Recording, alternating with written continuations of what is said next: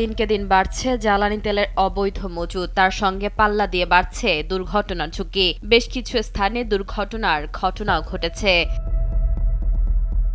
একদল অসাধু ব্যবসায়ীর অতি মুনাফার লোভ আর সাধারণ মানুষের অহেতুক ভয়ের কারণে বাজারে লেগেছে কৃত্রিম সংকট। এই আতঙ্ক থেকে মানুষ বাসাবাড়িতে মজুত করছে তেল, যা আসলে নিজের ঘরেই একটি টাইম বোমা রাখার সমান। এদিকে বাংলাদেশ পেট্রোলিয়াম কর্পোরেশনের পক্ষ থেকে জানানো হয়েছে, কেউ যদি অবৈধ তেল মজুত করার সুনির্দিষ্ট তথ্য দিতে পারে তবে তাকে 1 লাখ টাকা পুরস্কার দেওয়া হবে। পরিস্থিতি এমন যে মজুতকারী একদিকে আছেন দুর্ঘটনার ঝুঁকিতে, অন্যদিকে হতে পারেন শাস্তির মুখোমুখি। তেল মজুদের এই ভয়ঙ্কর প্রবণতা কতটা প্রাণঘাতী হতে পারে তার জ্বলন্ত উদাহরণ গাইবান্ধার সাদুল্লাপুর। বাড়িতে ড্রামে রাখা 50 লিটার ডিজেলে ডুবে মৃত্যু হয়েছে 3 বছরের শিশু আরাফ প্রামাণিকের, যা ছিল একটি নিছক দুর্ঘটনা।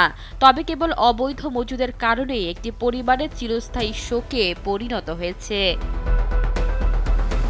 পেট্রোল বা অকটেন সাধারণত তাপমাত্রাতেই দ্রুত বাষ্প হয়ে বাতাসে মিশে যায়। বিশেষজ্ঞরা বলছেন, প্লাস্টিকের বোতল বা ড্রামে তেল রাখলে সেখান থেকে নির্গত গ্যাস ঘরের ভেতরে ছড়িয়ে পড়ে। সামান্য একটা দিয়াশলাইয়ের কাঠি বা বৈদ্যুতিক স্পার্ক থেকে পুরো বাড়িতে ভয়াবহ বিস্ফোরণ ঘটতে পারে। তেলের আগুন সাধারণ পানি দিয়ে নেভানো প্রায় অসম্ভব। আবাসিক এলাকায় এই মজুদ পুরো মহল্লাকে ছাই করে দিতে পারে। এমনকি তেলের বাষ্প দীর্ঘক্ষণ শ্বাস প্রশ্বাসের মাধ্যমে শরীরে গেলে ফুসফুস ও মস্তিষ্কের মারাত্মক ক্ষতি হতে পারে।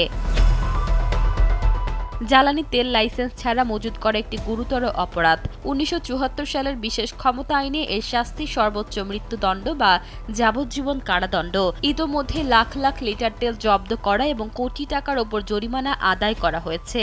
সীমান্ত দিয়ে তেল পাচার রোধে কোস্টগার্ড ও পুলিশ চালাচ্ছে কঠোর অভিযান। এমনকি অবৈধ মজুদের সুনির্দিষ্ট তথ্য দিতে পারলে সরকারের পক্ষ থেকে 1 লাখ টাকা পর্যন্ত পুরস্কারের ঘোষণা দেওয়া হয়েছে। ইশিতা আক্তার, সময়ের আলো।